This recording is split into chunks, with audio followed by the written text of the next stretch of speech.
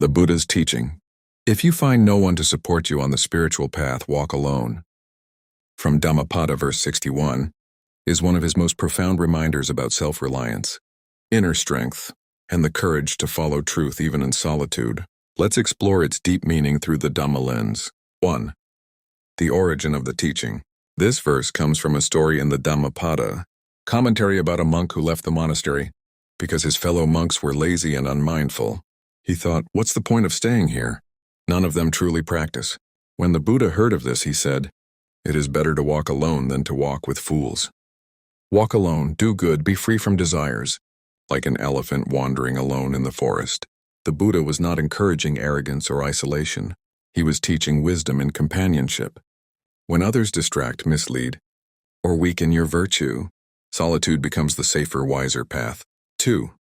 Walking alone means walking with awareness. In Buddhism, walking alone does not mean loneliness or disconnection. It means walking with mindfulness, sati, and clear comprehension, sampajanya, being your own refuge. The Buddha said, be a lamp unto yourself. Be your own refuge, with no other refuge. Lanishir Mahaparinibbana Sutta. This means one must not depend on others for moral or spiritual direction. True peace arises when your own wisdom, panya, guides you, not the opinions of others. To walk alone is to walk with Dhamma as your companion. 3. The Buddha's own example of solitude. Before enlightenment, Siddhartha Gautama walked utterly alone. He left his family, wealth, and teachers who failed to lead him to liberation. He realized that truth cannot be found through imitation or dependence. It must be seen through direct experience. Under the Bodhi tree, alone in silence, he overcame the temptations of Mara, not with help, but through his own awakened effort, virya.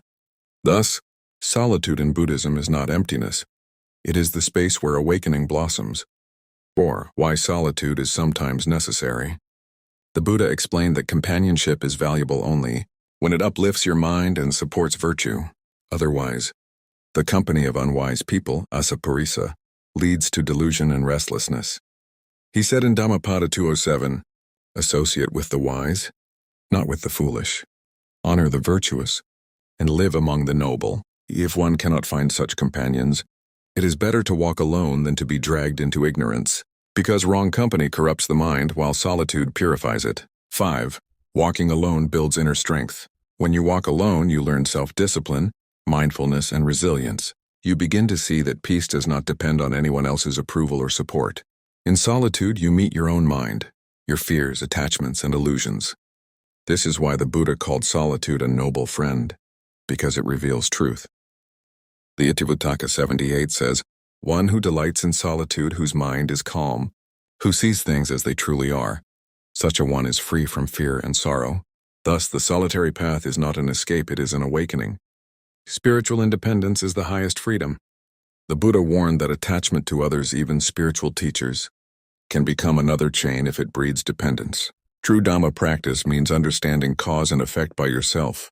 No one can meditate, breathe, or awaken on your behalf. As he said, you must make the effort. The Tathagatas only show the way. Dhammapada 276. So when you walk alone, you are actually walking with courage. The courage to take full responsibility for your mind, your actions, and your liberation. 7. The modern meaning of this teaching.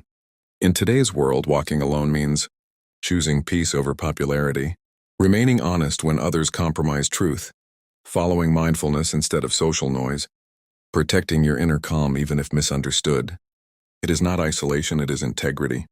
The Buddha's teaching encourages us to walk with awareness and compassion, not arrogance. When your path is guided by virtue, loving kindness, and wisdom even in solitude, you are never truly alone. Summary of the Dhamma. Aspect. Meaning, walk alone. Choose integrity over conformity, not depending on others, self-reliance and inner wisdom, avoiding wrong company, protecting one's virtue and peace, true solitude, a state of inner clarity, not loneliness. Ultimate message. Liberation is personal. No one can walk it for you.